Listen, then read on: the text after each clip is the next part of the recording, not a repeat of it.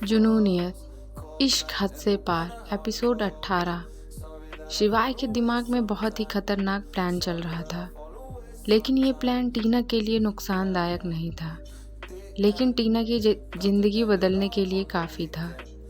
शिवाय को टीना उस मेकअप की दुकान से बचने का एक रास्ता दिख रही थी। टीना के लिए शिवाय किसी मसीहे से कम नहीं था। सुबह के समय ओबरॉय मेंशन में शिवाय के रूम में खिड़की से सुबह की हल्की हल्की धूप आपस में हटखेलियाँ करती हुई टीना के चेहरे पर पड़ी। टीना की नींद खुलने लगी। वो नींद से उठ गई।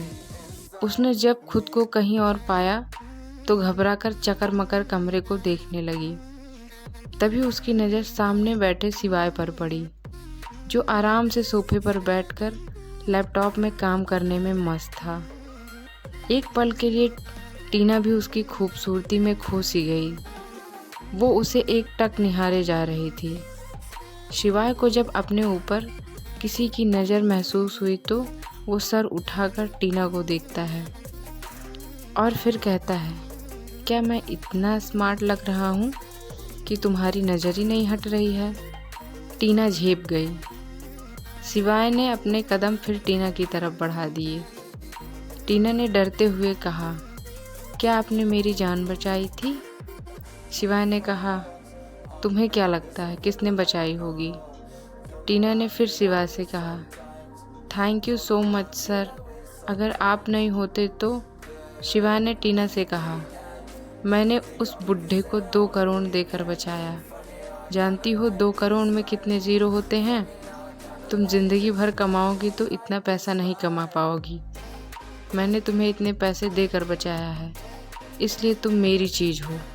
तुम्हें अब मेरी हर बात माननी होगी।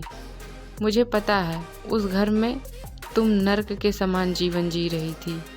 अब तो तुम वापस जाओगी तभी वो निकाल कर तुम्हें बाहर फेंकवा देंगे, इसलिए रहने का तुम्हारे पास कोई ठिकाना नहीं है। तो तुम्हें मेरा काम करना ही पड़ेगा, समझी?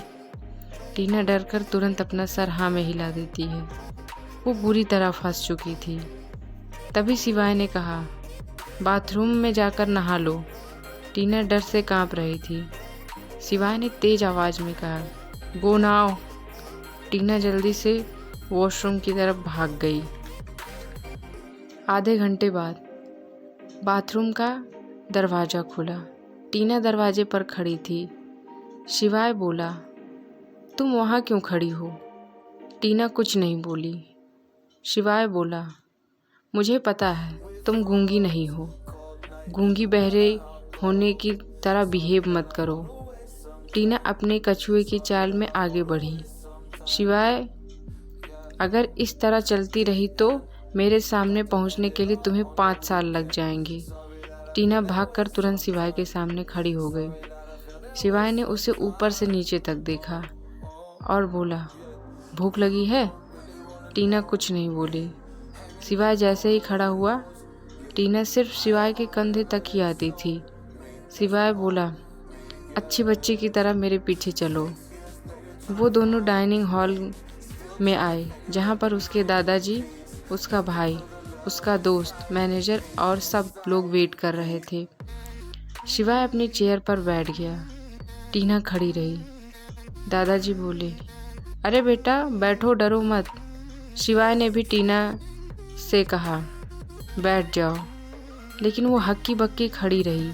अपने सामने इतने सारे मर्दों को और इतने हैंडसम स्मार्ट मर्दों को देखकर वो एकदम हक्की बक्की सी वहीं पर खड़ी रही। भूमि को तो वो पहचान गई थी। शिवाय ने अजीब नज़रों से देखा और उसे चेयर पर बिठाया। टीना को बहुत भूख लगी थी। खाना देखते ही वो खाने पर टूट पड़ी। ये देखकर ओमी आंखें फाड़े उसे देखने लगा। उसके साथ साथ और सब लोग भी टीना को देख रहे थे। देखने में तो टीना एकदम सूखी लकड़ी जैसी थी, खाने में इतनी तेज। ओमी बोला, आपकी मेरी खूब जमेगी भाभी, हम दोनों एक ही कैटेगरी के हैं। जब टीना का ध्यान इस बात पर गया कि सब उसे ही आंखें फाड़ कर देखे जा रहे हैं तो वो झेप गई और आराम से खाना खाने लगी। तभी टीना की नज़र ओमी पर पड़ी, जो बड़े अजीब तरीके से खाना खा रहा था।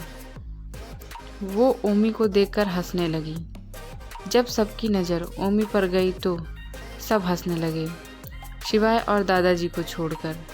अथर्व तो अपना पेट पकड़कर हंसने लगा। जब टीना की नज़र शिवाय पर पड़ी तो वो शांत हो गए, लेकिन उसका ध्यान एक बात पर तो गया ही नहीं। भाभी, दादाजी बोले, तुम मेरे पोते की गर्लफ्रेंड हो ना? टीना बोली। टीना अपने मन ही मन सोचने लगी।